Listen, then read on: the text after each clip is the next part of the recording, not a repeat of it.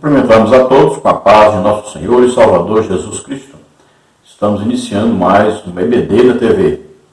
Eu sou o pastor Henrique, moro atualmente em Americana, São Paulo, antes morava em Imperatriz, Maranhão. Se você deseja que nós estejamos aí em sua igreja, entre em contato conosco. Nosso telefone ainda é o mesmo, DDD 99, telefone 991520454. Telefone da minha esposa, irmã Edna, 19 984482187. Meu e-mail, Henrique, LHAS, que são as iniciais do meu nome, @hotmail.com.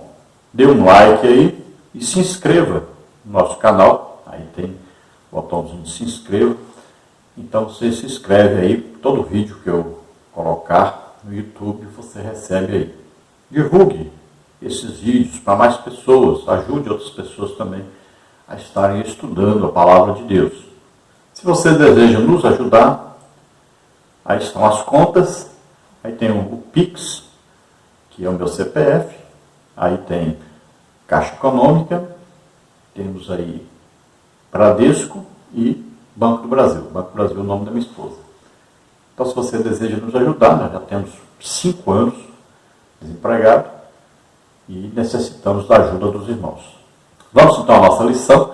Nós estamos estudando neste trimestre, nas revistas da CPAD. É a mesma revista do segundo trimestre de 2014, adultos. O tema é Dons Espirituais e Ministeriais, servindo a Deus e aos homens com poder extraordinário.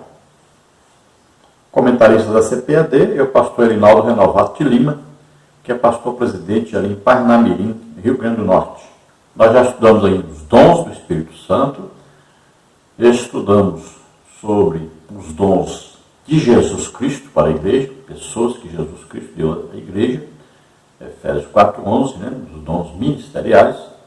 E agora vamos estudar sobre os governos da igreja, que são as funções eclesiásticas. São pessoas que ajudam na liderança da igreja. São funções que eles exercem. Então, nessa lição nós vamos estudar sobre o presbítero, que nós podemos também chamar de bispo ou ancião. Então, a lição é sobre o presbítero. Então, não confunda, não vá pensar que nós estamos estudando aí sobre 3 funções. Não. Nós estamos estudando sobre uma função só, presbítero. Então, muitas vezes nós vamos encontrar a mesma palavra, presbíteros, traduzida como presbítero. Em outras vezes vamos encontrar aí a palavra bispo. Em outras vezes vamos encontrar a palavra ancião. Mas tudo é presbítero. Então, nós vamos ver no tópico 1, a escolha dos presbíteros. Subtópico 1, significado da função. Subtópico 2, a liderança local. Subtópico 3, as qualificações. Tópico 2, a importância do presbitério. Subtópico 1, significado do termo. Subtópico 2, a atuação do presbitério. Subtópico 3, a valorização do presbitério. Tópico 3, os deveres do presbitério. Subtópico 1, apacentar a igreja. Subtópico 2, liderar a igreja local. Subtópico 3, ungir os enfermos. Então, tudo isso estaremos estudando nesta lição. Então, a escolha dos presbíteros, a importância do presbitério e os deveres do presbitério. O textual da lição está na carta do apóstolo Paulo a Tito, capítulo 1, versículo 5, que diz: por esta causa te deixei em Creta, para que pusesses em boa ordem as coisas que ainda restam e, de cidade em cidade, estabelecesses presbíteros. Então você veja aí, Creta é a maior ilha localizada ao sul da Grécia, no mar Egeu. Possui um litoral muito recortado, fator que favoreceu o desenvolvimento de portos e atividades ligadas ao comércio marítimo. O interior do território cretense é marcado pela presença de muitas montanhas entre planícies. Então, Creta tinha um importante comércio marítimo, tinha ali grandes e luxuosos palácios, por exemplo, o Palácio de Quinócios, Festus e Maia. Destacou-se aí pelas artes, a religião aí, eles adoravam muito as mulheres, deusa mãe aí, segurando serpentes nas mãos. E também o touro tinha muita importância no cenário religioso cretense, relacionado aí à fertilidade. E mitologicamente eles acreditavam muito no Minotauro, que era um homem com cabeça de touro. Você vê aí o mapa, onde mostramos aí a Ásia Menor, a Grécia, a Itália e a ilha de Creta lá embaixo. Paulo passou pela ilha de Creta, o nome do mar aí é o mar Mediterrâneo. Então você vê Atos 27, de 7 a 21, fala sobre isso. Paulo edificou aí igrejas e continuou sua viagem, deixou Tito na ilha para que pusesse em ordem algumas coisas que ainda faltavam. Então, Tito 1, 5 a 14. Então, Paulo queria que as igrejas abertas tivessem cada uma um líder e colocou Tito para estabelecer esses líderes, esses presbíteros. E é provável que a ilha de Creta também seja o berço dos filisteus e de muitos gigantes que habitavam ali. Então, a ilha de Creta possuía várias cidades. E em cada cidade foi aberta uma igreja. Paulo queria então que Tito colocasse presbíteros, ou seja, em cada igreja haveria então um presbítero, ou se preferir o nome um pastor, ou se preferir o nome um bispo, ou se preferir o nome um ancião. Verdade prática, o presbitério deve ser constituído por pessoas idôneas para auxiliar na administração da igreja local. Aqui já tem uma conotação mais moderna, né? Hoje o presbítero é um auxiliar de um pastor. E na verdade esse próprio pastor é um presbítero. Então, na nossa lógica, né, da Assembleia de Deus, então existe o quê? Um presbítero auxiliar, um presbítero pastor.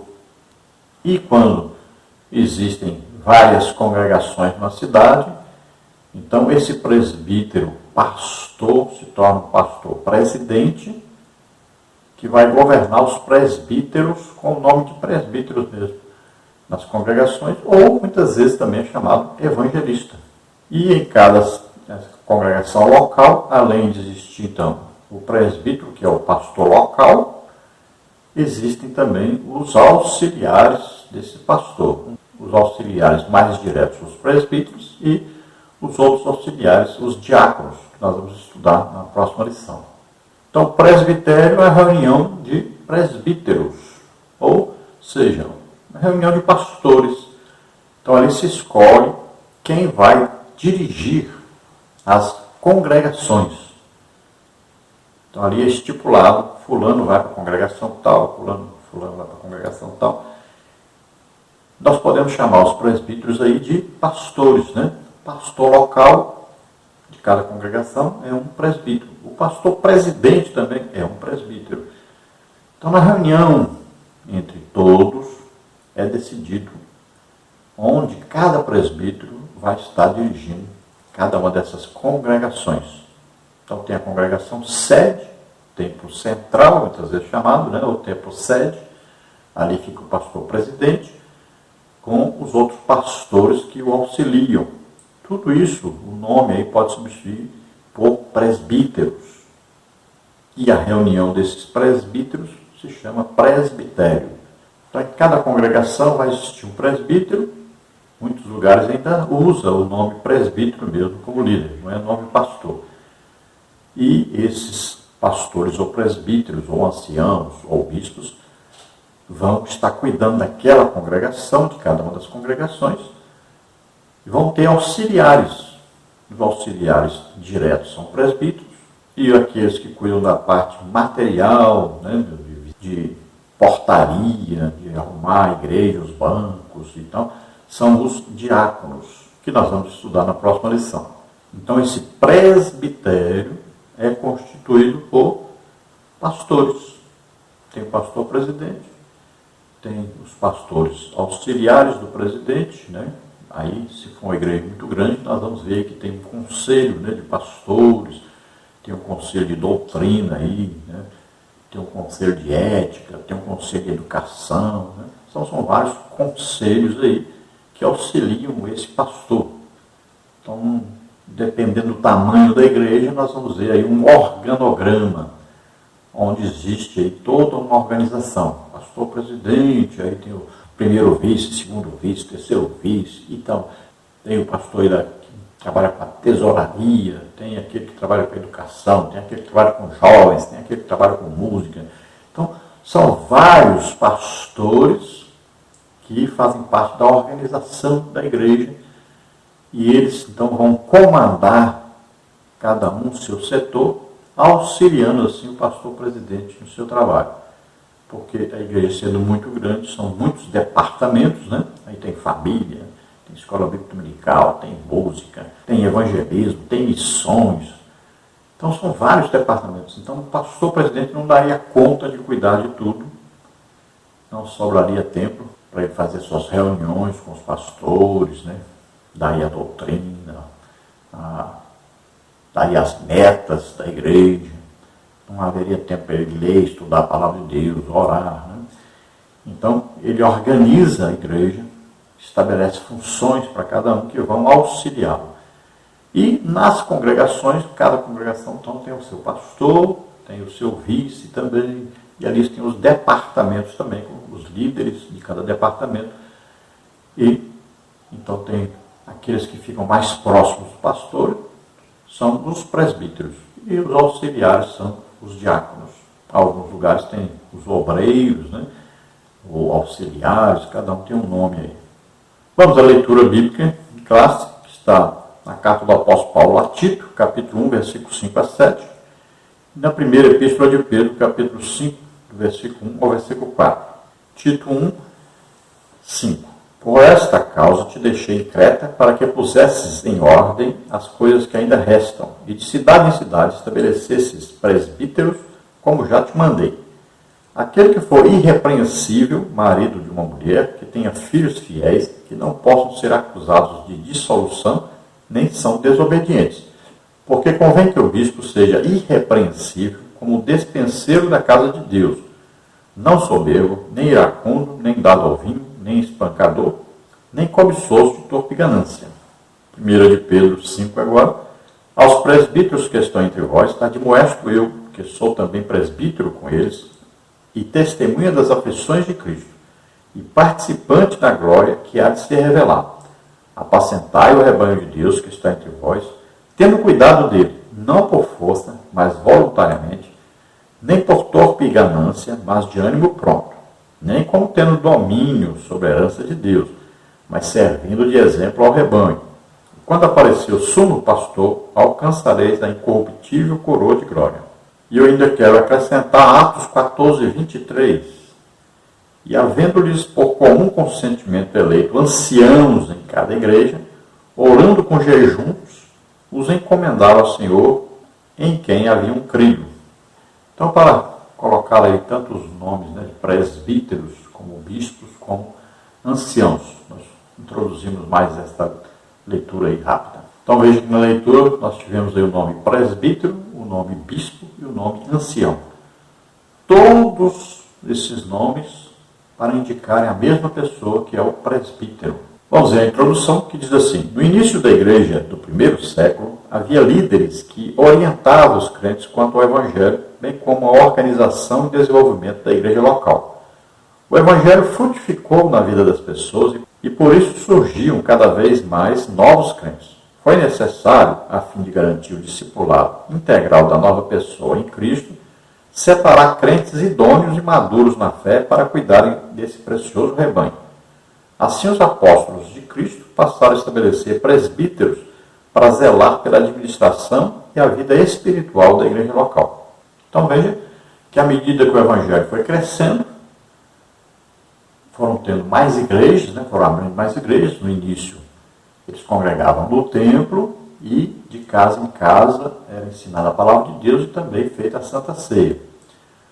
Então, nas casas, passou-se com o tempo a ter ali uma congregação onde os irmãos estavam sempre por ali, pedindo conselhos, né, orientações, também planejando a evangelização, cultuando a Deus. Então passou a ter as casas como o centro, como uma igreja. E, com o passar do tempo, foram abrindo mais igrejas, mais igrejas, mais igrejas.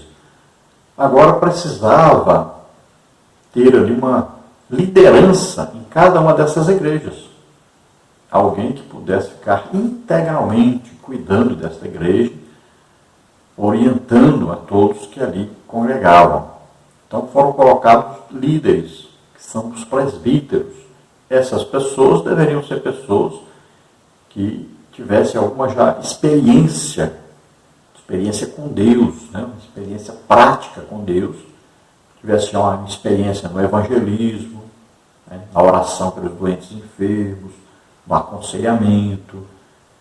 Então se escolhiam essas pessoas baseados então nisto que Paulo escreveu, nas exigências que Paulo coloca para se escolher essas pessoas.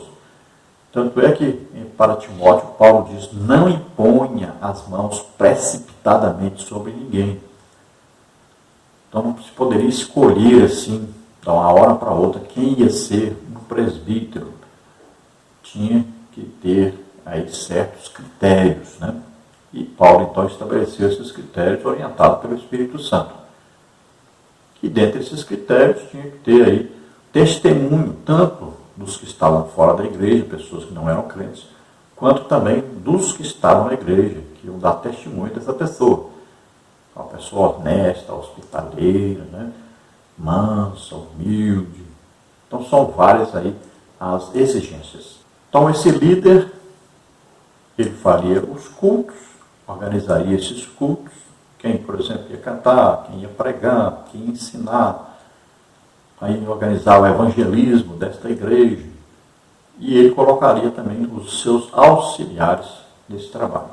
Quando houvesse a reunião do presbitério, então ali no presbitério ia ter então, uma equipe, né, de presbíteros, também chamados pastores, que iam pedir contas a cada dirigente do seu trabalho, o que estava acontecendo lá, se estava crescendo ou não. Tudo isso então era visto e, se fosse preciso, mudava, né, de um lugar para o outro, né, e escolhendo novos também presbíteros, né, sendo colocados em cada congregação. Então, à medida que o tempo foi passando, as igrejas foram crescendo muito, e hoje nós temos aí toda uma organização eclesiástica, né? Aí, pastor, presidente, aí tem os seus vices, os seus auxiliares, né? Cada congregação tem o seu pastor, tem o seu vice, tem os seus auxiliares, cada departamento tem o seu líder. Então, ficou bem complexo, né, hoje em dia para se ter uma organização chamada igreja. Então, a parte aí eclesiástica. Lembrando que tem os ministérios de Jesus Cristo, são pessoas dadas à igreja com um ministério sobrenatural. Então, aqui nós não estamos falando desses ministérios. Estamos falando aqui de uma organização eclesiástica. Então, um pastor, ministério mesmo dado por Cristo, uma pessoa, pode ele ser aí um pastor presidente, pode ser um pastor de congregação. Ele tem um ministério dado por Cristo. Mas não quer dizer que ele vai ocupar um cargo, às vezes, de liderança da igreja, porque muitas vezes hoje, aquele que Jesus chama, os homens não chamam. Um apóstolo hoje na igreja, por exemplo, existe. Muitas vezes é o quê? Desprezado, abandonado, não é dado valor ao seu ministério. Um profeta existe na igreja hoje? Existe. Muitas vezes nem dirigir congregação e nem ter cargo na igreja, às vezes nem isso ele tem. Então virou assim uma coisa hoje, né? Uma organização desorganizada, na verdade, sem reconhecer devidamente os ministérios dados por Jesus Cristo à igreja.